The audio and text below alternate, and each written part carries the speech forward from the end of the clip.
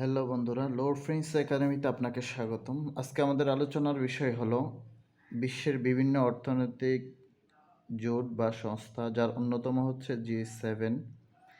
এটি মূলত শিল্পোন্নত দেশের রাজনৈতিক ও অর্থনৈতিক জোট, যেটিকে গ্রুপ অফ সেভেন বলা হয়, যেটি প্রতিষ্ঠিত হয় 25শে মার্চ 1973 সালে। এটি প্রতিষ্ঠিত হয় ওয়াশিংটন ডিসিতে। উদ্যোক্তা ছিল ফ্রান্স। এর সদস্য হচ্ছে 7টি, যার অন্যতম হচ্ছে যুক্তরাষ্ট্র, যুক্তরাজ্য, জাপান, জার্মানি, ফ্রান্স, ইতালি ও কানাডা। একমাত্র এশীয় দেশ হচ্ছে জাপান। এটির কোনো নির্দিষ্ট সদর দপ্তর নেই। বর্তমান সভাপতি হচ্ছে জাপান।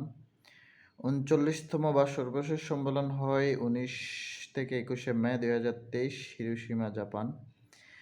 B3W, এটি হচ্ছে চীনের BRI, belt and road initiative এর বিরুদ্ধে G7 এর কৌশলগত পদক্ষেপগুলো, বা যেটি বিল্ড ব্যাক বেটার ওয়ার্ল্ড বা B3W হিসেবে পরিচিত।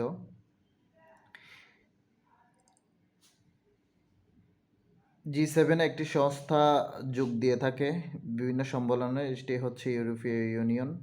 রাশিয়া G7 যোগদান করে 1998 সালে, কিন্তু 2014 সালে ইউক্রেনের যে অধিকৃত অঞ্চল ছিল ক্রিমিয়া, সেই ক্রিমিয়া উপদ্বীপ দখল করার বিপরীতে তাকে বহিষ্কার করা হয়।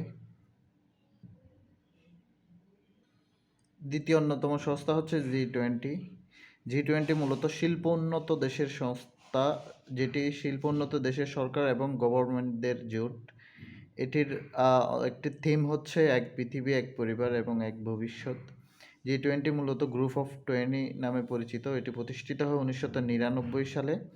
এর সদস্য দেশ হচ্ছে 19টি, কিন্তু 2টি সংস্থা রয়েছে, ইউরোপীয় ইউনিয়ন এবং আফ্রিকান ইউনিয়ন। বর্তমান সভাপতি হচ্ছে ভারত, নভেম্বর 2023 থেকে। সর্বশেষ সম্মেলন হয় কাশ্মীরে, G20 এর পর্যটক সম্মেলন, যেটি মে 2023 সালে হয়। 19তম সম্মেলন হবে 2024 সালে ব্রাজিলে বা বর্তমান বছর, আর 20তম সম্মেলন হবে 2025 সালে দক্ষিণ আফ্রিকায়। পরবর্তীতে অন্যতম একটি জোট হলো G77, যেটি গ্রুপ অফ 77 হিসেবে পরিচিত। প্রতিষ্ঠিত হয় 1966 সালে। জাতীয় সংঘের উন্নয়নশীল দেশগুলোর জোট, অর্থাৎ উন্নয়নশীল যে দেশগুলো সেগুলোর একটি জোট হচ্ছে G77। প্রতিষ্ঠা করে জাতীয় সংঘের বাণিজ্য সংস্থা UNCTAD ও ইকোসোক, যেটির সদস্য হচ্ছে 134টি। প্রতিষ্ঠাকালীন ছিল 77টি, যে কারণেই G77 হিসেবে পরিচিত। সর্বশেষ সদস্য হয় 2014 সালে দক্ষিণ সুদান। সদর দপ্তর জাতিসংঘের কার্যালয়ে, তবে অফিসিয়ালি নেই। বর্তমান সভাপতি হচ্ছে কিউবা 2023 থেকে।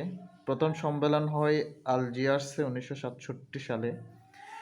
সদস্য দেশগুলোর মধ্যে অগ্রসরমান দেশগুলো হলো G24 ভুক্ত। ধন্যবাদ বন্ধুরা, আজকে পর্যন্তই।